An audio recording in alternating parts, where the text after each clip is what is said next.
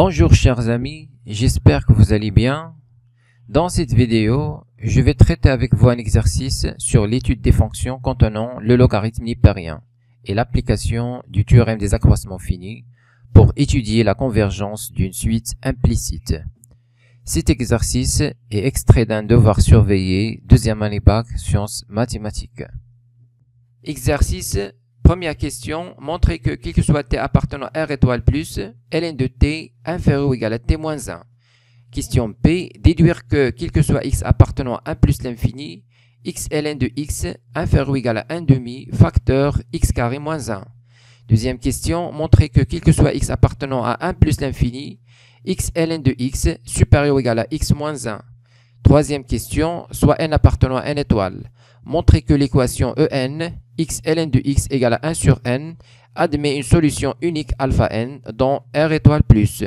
Quatrième question, vérifier que alpha n est comprise entre 1 et e.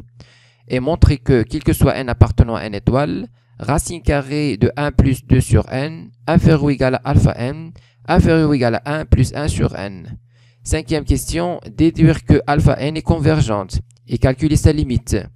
Sixième question, montrer que la limite quand n tend vers plus l'infini de alpha n à la puissance n est égale à e. Alors dans la première question, on nous demande de montrer que, quel que soit t strictement positif, ln de t inférieur ou égal à t moins 1. Pour cela, on va faire l'étude de la fonction définie par ln de t moins t moins 1. Alors on considère la fonction g définie par quel que soit t strictement positif, g de t égale à ln de t moins t plus 1. La fonction g est dérivable sur 0 plus l'infini ouvert, donc on va calculer sa dérivée. Alors g' de t est égal à la dérivée de ln c'est 1 sur t, la dérivée de moins t c'est moins 1 et la dérivée de 1 c'est 0. Donc je vais réduire au même dénominateur, c'est le tout sur t, 1 moins t. Alors g' s'annule en 1 et quel que soit t supérieur ou égal à 1, on aura 1 moins t est négatif, c'est-à-dire g' de t est négatif. Maintenant, on dresse le tableau de variation de la fonction g. Alors, g' s'annule en 1 et positif sur 0, 1 et négatif sur 1 plus l'infini. La fonction g n'est pas définie en 0. Et puis l'image de 1, c'est ln de 1, c'est 0, moins 1 plus 1, donc c'est 0. Donc g de 1 est égal à 0. On déduit que 0 égale à g de 1 est un maximum de la fonction g sur 0 plus l'infini. Alors, quel que soit t strictement positif, g de t est inférieur ou égal à son maximum, qui est g de 1. Maintenant, je remplace g de t par sa valeur, c'est ln de t moins t plus 1 inférieur ou égal à g de 1 qui est 0. Quel que soit t strictement positif.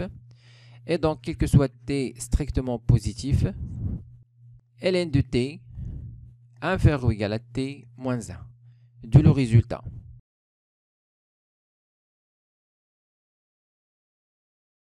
Question P, déduire que quel que soit x appartenant à 1 plus l'infini, x ln de x inférieur ou égal à 1 demi x carré moins 1.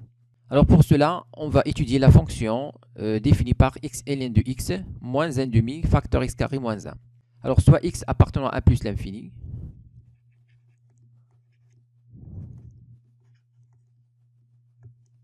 on considère la fonction h de x définie par quel que soit x supérieur ou égal à 1, h de x égale à x ln de x moins 1 demi x au carré moins 1, c'est-à-dire la différence. Alors la fonction h est dérivable, on va calculer sa dérivée. Alors h' de x égale la dérivée de x ln de x prime moins 1 demi x au carré moins 1. h' de x égale la dérivée de x ln de x, c'est la dérivée de x fois ln de x plus x fois la dérivée de ln de x et moins 1 demi. Alors ici j'aurai la dérivée de x au carré, c'est 2x sur 2 h' de x égale x' c'est 1, donc il reste ln de x, plus la dérivée de ln de x, c'est 1 sur x, donc c'est x fois 1 sur x. Et je simplifie ici, j'aurai donc moins x. Alors h' de x égale à ln de x, ici j'aurai plus 1 et moins x. Alors d'après la question précédente, on a déjà montré ici, qui que soit t strictement positif, ln de t inférieur ou égal à t moins 1. Donc en fait, la dérivée h' est négative. Alors h est décroissante sur l'intervalle 1 plus l'infini. Alors, quel que soit x supérieur ou égal à 1, h de x inférieur ou égal à h de 1. Maintenant, je remplace h de x par sa valeur. Alors, quel que soit x supérieur ou égal à 1, h de x, c'est x ln de x moins 1 sur 2, facteur x carré moins 1, inférieur ou égal à h de 1. Alors, h de 1, j'aurai ici 1 fois ln de 1 qui est 0. Et puis 1 demi, 1 moins 1, c'est 0. Donc, c'est 0. Alors, quel que soit x supérieur ou égal à 1, x ln de x inférieur ou égal à 1 demi, facteur x au carré moins 1. D'où le résultat.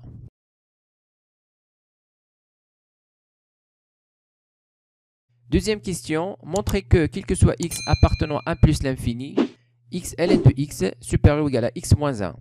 Alors pour cela, on va utiliser le théorème des accroissements finis à la fonction ln de x sur l'intervalle 1x. Alors on va prendre soit la fonction ln de x ou bien x ln de x. Alors toutes les deux aboutissent au résultat demandé. Alors on va dire soit x supérieur ou égal à 1. On considère la fonction L définie par quel que soit t supérieur ou égal à 1, L de t égale à ln de t. Alors on va dire que la fonction L est continue sur l'intervalle 1x. La fonction L est dérivable sur l'intervalle ouvert 1x. Alors, d'après le théorème des accroissements finis, il existe C dans l'intervalle ouvert 1x tel que x moins 1, facteur L' de C est égal à L de x moins L de 1. Alors, x moins 1, facteur L', la dérivée de ln de t, c'est 1 sur t. Donc, L' de c, c'est 1 sur c. Égal à L de x, donc je remplace par ln de x, et moins ln de 1, c'est 0. Ln de 1, c'est 0, donc je mets 0. Alors maintenant, on a c est comprise entre 1 et x, alors 1 sur c est comprise entre 1 sur x et 1. Maintenant, je vais multiplier le tout par x moins 1, car x moins 1 est positif.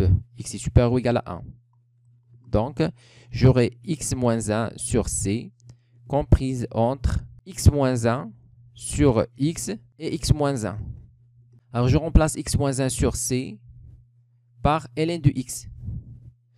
Alors, j'aurai donc ln de x inférieur à x moins 1 supérieur à x moins 1 sur x. Donc, je vais maintenant multiplier le tout par x. J'aurai x ln de x supérieur à x moins 1 inférieur à x moins 1. Alors maintenant, je peux avoir l'inégalité large. Donc, x ln de x est supérieur ou égal à x moins 1. Et de le résultat. Deuxième méthode, soit x est supérieur ou égal à 1.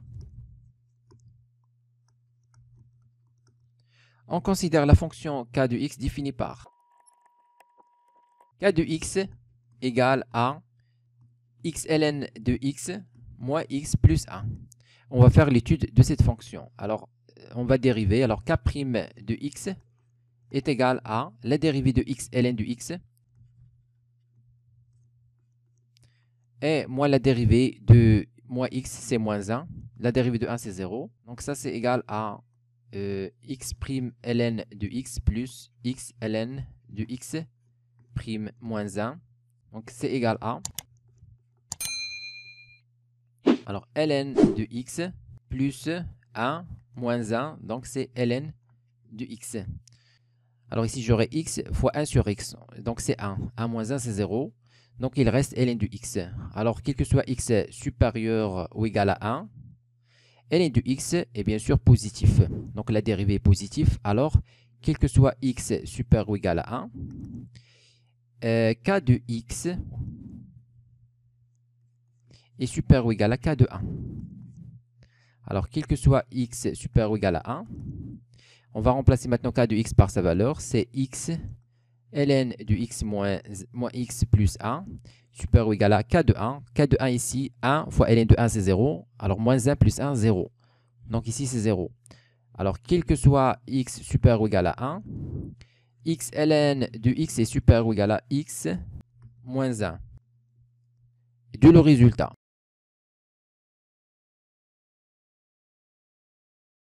Troisième question, soit n appartenant à n étoile. Montrez que l'équation En, x ln de x égale à 1 sur n, admet une solution unique alpha n dans R étoile plus. Alors, soit n appartenant à n étoile. On considère la fonction f définie par, quel que soit x strictement positif, f de x égale à x ln de x. Alors, premier cas, si x appartient à l'intervalle 0, 1.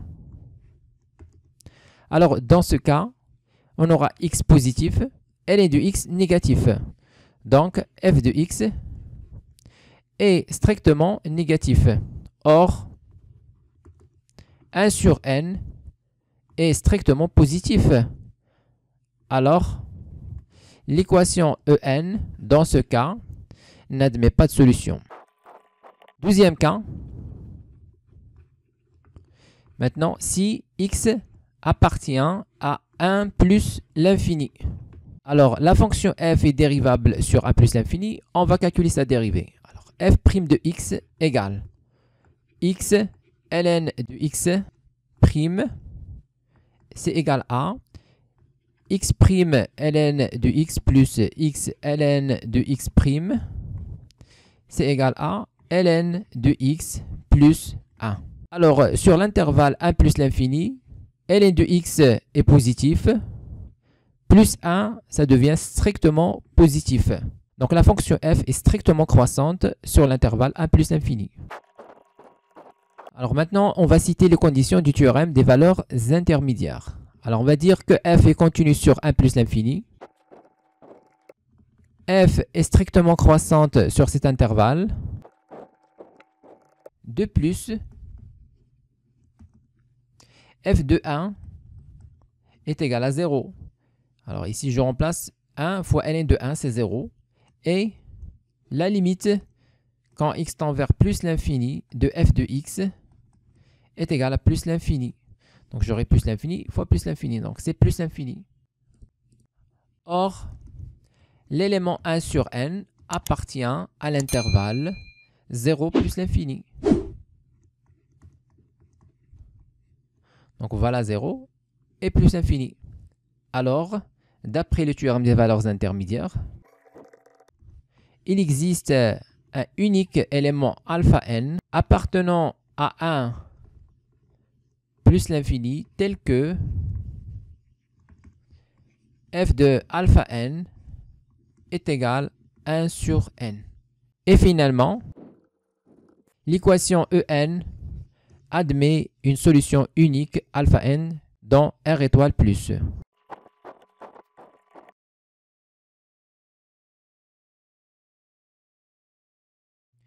Quatrième question, vérifiez que 1 strictement inférieur à alpha n, strictement inférieur à e. Et montrez que, quel que soit n appartenant à n étoile, la racine carrée de 1 plus 2 sur n inférieur ou égal à alpha n, inférieur ou égal à 1 plus 1 sur n. Alors pour comparer 1 et alpha n et e, on va tout simplement comparer leurs images par la fonction f. la fonction f qu'on a déjà définie dans la question précédente, f de x égale à x ln de x. Donc je vais comparer les images de f de 1 et f de alpha n et f de e. Soit n supérieur ou égal à 1. Alors maintenant, on va calculer f de 1. f de 1 est égal à 0. Et bien sûr, 0 inférieur strictement à 1 sur n. n supérieur ou égal à 1 et 1 sur n est strictement positif. Alors, j'aurai donc f de 1 inférieur strictement à 1 sur n. Alors, c'est quoi 1 sur n? C'est f de alpha n, d'après la question précédente. Donc, je vais ici remplacer par f de alpha n. On a déjà montré que la fonction f est continue et strictement croissante sur l'intervalle 1 plus l'infini. Donc, en fait, c'est une bijection. F est strictement croissante et continue sur 1 plus l'infini. Donc, f est une bijection de 1 plus l'infini dans son image. Alors maintenant, je vais appliquer f-1 à cette inégalité. Alors, f-1 de f de 1 inférieur à f-1 de f de alpha n. Alors, la fonction f est croissante et il en est de même pour sa réciproque f-1. Donc, c'est pourquoi on ne change pas l'ordre ici. Alors, maintenant, je vais simplifier. J'aurai donc 1 inférieur à alpha n. Voilà, maintenant, on a montré la première inégalité. On passe maintenant à la deuxième. On va calculer donc f de e. Alors, f de e égale. Alors, j'aurai e ln de e, c'est-à-dire e. Alors, e est supérieur à 1 sur n. Alors, bien sûr, e est à peu près égal à 2,72. Alors, on va dire ici car n est supérieur ou égal à 1. Alors, 1 sur n est inférieur ou égal à 1. Et bien sûr, 1 est strictement inférieur à 2, qui est strictement inférieur à e. Donc, 1 sur n inférieur strictement à e. Alors, on va remplacer 1 sur n. Alors, 1 sur n, c'est f de alpha n, inférieur strictement à e. Et e, ici, c'est f de e.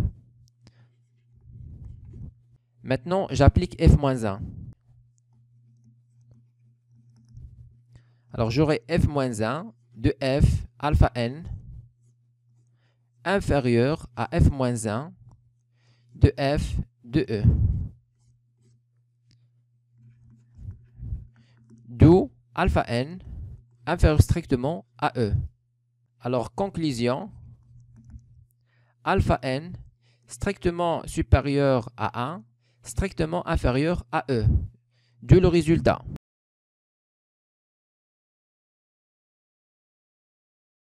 Alors maintenant, on montre que la racine carrée de 1 plus 2 sur n inférieur ou égal à alpha n inférieur ou égal à 1 plus 1 sur n. Alors, comme dans la question précédente, pour comparer alpha n et ces deux éléments, on va tout simplement comparer leurs images par la fonction f qu'on a déjà considérée. Donc, f de x égale à x ln de x. Alors, soit n appartenant à n étoile.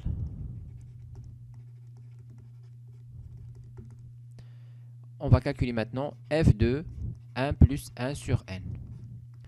Donc ça, c'est égal à 1 plus 1 sur n, ln de 1 plus 1 sur n. On a 1 plus 1 sur n appartient à l'intervalle 1 plus l'infini. C'est évident car 1 sur n est strictement positif. Et lorsque j'ajoute 1, je vais avoir 1 plus 1 sur n supérieur ou égal à 1. Alors 1 sur n est positif. 1 plus 1 sur n supérieur ou égal à 1. Alors maintenant, je peux appliquer à 1 plus 1 sur n, je peux appliquer le résultat qu'on a déjà démontré dans ce qui précède, c'est-à-dire ici. Alors on a déjà montré que quel que soit x appartenant à 1 plus l'infini, x ln de x supérieur ou égal à x moins 1. Alors on va dire, d'après la question 1b, on a 1 plus 1 sur n, ln de 1 plus 1 sur n est supérieur ou égal à 1 plus 1 sur n moins 1. Donc, alors maintenant je vais remplacer ça par f de 1 plus 1 sur n. Donc nous aurons f de 1 plus 1 sur n supérieur ou égal. Alors je simplifie ici par 1 et moins 1. Il reste 1 sur n. D'où f de 1 plus 1 sur n supérieur ou égal. Alors 1 sur n, c'est toujours f de alpha n. Donc f de alpha n, c'est 1 sur n. Donc ici, je vais remplacer par f de alpha n. Et maintenant, j'applique f moins 1. Alors, f moins 1 de f de 1 plus 1 sur n supérieur ou égal à f moins 1 de f de alpha n. Donc, nous aurons donc 1 plus 1 sur n supérieur ou égal à alpha n. Voilà, maintenant on a démontré la première inégalité. On passe maintenant à la deuxième. Maintenant, on va calculer l'image de racine de 1 plus 2 sur n. 1 plus 2 sur n, c'est égal à racine de 1 plus 2 sur n, ln de racine de 1 plus 2 sur n. On a racine de 1 plus 2 sur n appartient à l'intervalle 1 plus l'infini. Donc ça c'est évident car 2 sur n est positif ou nul. Donc si j'ajoute 1 plus 2 sur n supérieur ou égal à 1 et j'applique la racine, donc racine de 1 c'est 1, donc voilà. Donc racine 1 plus 2 sur n supérieur ou égal à 1. Alors maintenant, puisque cet élément appartient à 1 plus l'infini, on peut lui appliquer le résultat précédent. C'est-à-dire ici. On a déjà montré dans la question numéro 2 que x ln de x inférieur ou égal à 1 sur 2 facteur x carré moins 1 pour tout x appartenant à 1 plus l'infini. Voilà, et comme maintenant racine de 1 plus 2 sur n appartient à 1 plus l'infini, donc je peux lui appliquer ce résultat, tout simplement. Donc on va dire d'après la question 2, nous aurons donc racine de 1 plus 2 sur n, ln de racine de 1 plus 2 sur n, inférieur ou égal à 1 sur 2, facteur, racine, 1 plus 2 sur n au carré, moins 1. Alors on simplifie maintenant, nous aurons, alors cette expression je vais le remplacer par f de racine de 1 plus 2 sur n, inférieur ou égal à 1 sur 2. Alors ici j'ai la racine carrée à la puissance 2, ils vont se simplifier, il va rester 1 plus 2 sur n et moins 1. Bien sûr, 1 plus 2 sur n est strictement positif. Alors, maintenant, je vais simplifier. J'aurai donc f de racine de 1 plus 2 sur n inférieur ou égal. On simplifie 1 et moins 1. Il reste 2 sur n. Je simplifie aussi par 2 et 2. Alors, il reste 1 sur n.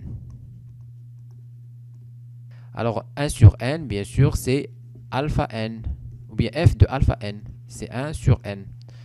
On remplace donc, c'est f de racine de 1 plus 2 sur n inférieur ou égal à 1 sur n qui est f de alpha n. On applique f moins 1 et on trouve racine de 1 plus 2 sur n inférieur ou égal à alpha n. Conclusion,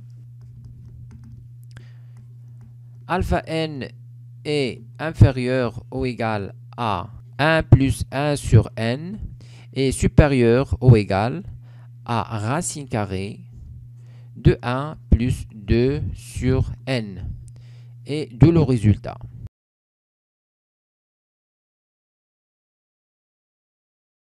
Question 5. Déduire que alpha n est convergente, puis calculer sa limite.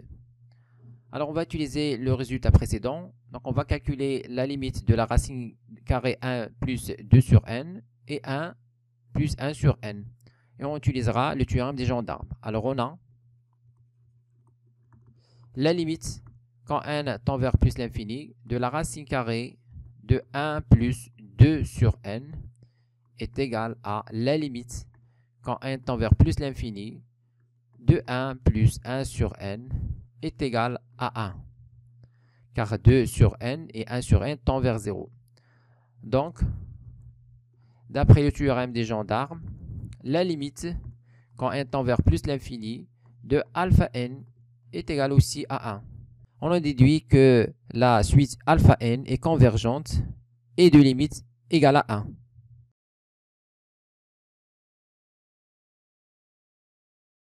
Question 6. Montrer que la limite quand n tend vers plus l'infini de alpha n à la puissance n est égale à e. Alors, on a d'après la question précédente,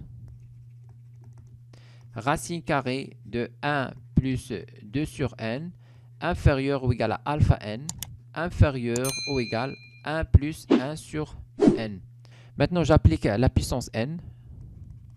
J'aurai donc racine de 1 plus 2 sur n à la puissance n inférieur ou égal alpha n à la puissance n inférieur ou égal 1 plus 1 sur n à la puissance n. Alors maintenant, pour calculer la limite de alpha n à la puissance n, il suffit que je calcule la limite de ces bornes. Alors on a la limite quand n tend vers plus l'infini de racine 1 plus 2 sur n à la puissance n est égal à la limite quand n tend vers plus l'infini de 1 plus 2 sur n à la puissance n sur 2. Alors ça, c'est égal à la limite quand n tend vers plus l'infini de... Alors on sait que x est égal à exponentielle ln de x, quel que soit x bien sûr, strictement positif. Alors je vais appliquer ça. Donc j'aurai exponentielle ln de 1 plus 2 sur n à la puissance n sur 2. Donc ça, c'est égal à la limite quand n tend vers plus l'infini de exponentielle ln de 1 plus 2 sur n à la puissance n sur 2. Je vais faire descendre la puissance n sur 2 devant ln. J'aurai ici n sur 2 ln de 1 plus 2 sur n. Alors ça, c'est égal à la limite quand n tend vers l'infini de l'exponentielle ln de 1 plus 2 sur n sur 2 sur n. Alors n sur 2, c'est 1 sur 2 sur n. Or, la limite quand n tend vers plus l'infini de ln de 1 plus 2 sur n sur 2 sur n est égale à la limite quand grand X tend vers 0 de ln de 1 plus grand X sur grand X. Cette limite est usuelle, elle vaut 1. Car quand n tend vers plus l'infini, x tend vers 0. Si on fait changement de variable, x égale à 2 sur n. Alors, à l'intérieur, ou bien l'expression à l'intérieur de l'exponentielle tend vers 1. Donc, la limite ici tend vers exponentielle 1 qui est e. Alors, la limite, quand n tend vers plus l'infini, de racine de 1 plus 2 sur n à la puissance n est égale à e. Maintenant, on calcule la limite de 1 plus 1 sur n à la puissance n. La limite, quand n tend vers plus l'infini, de 1 plus 1 sur n à la puissance n est égale à la limite, quand n tend vers plus l'infini, de exponentielle ln de 1 plus 1 sur n à la puissance n. Donc ça, c'est égal à la limite, quand n tend vers plus l'infini, de l'exponentielle. Maintenant, je fais descendre n devant ln. Donc, j'aurai n ln de 1 plus 1 sur n. Donc, ça, c'est égal à la limite, quand n tend vers plus l'infini, exponentielle ln de 1 plus 1 sur n, le tout sur 1 sur n. Même chose, n, c'est égal à 1 sur n. Or, la limite, quand n tend vers plus l'infini, de ln de 1 plus 1 sur n, le tout sur 1 sur n, est égal à la limite, quand grand X tend vers 0, de ln de 1 plus grand X sur grand X. Cette limite vaut 1. On déduit que l'expression à l'intérieur de l'exponentielle tend vers 1. Donc, la limite tend vers exponentielle 1 qui est e. Alors, la limite, quand n tend vers plus l'infini, de 1 plus 1 sur n à la puissance n est égale à e. Alors, on a montré que l'expression à droite tend vers e. Même chose, l'expression de gauche aussi tend vers e. Alors, d'après le théorème des gendarmes, alpha n à la puissance n aussi tend vers e. Alors, d'après le théorème des gendarmes, la limite, quand n tend vers plus l'infini, de alpha n à la puissance n est égale à e. Ce qu'il fallait démontrer.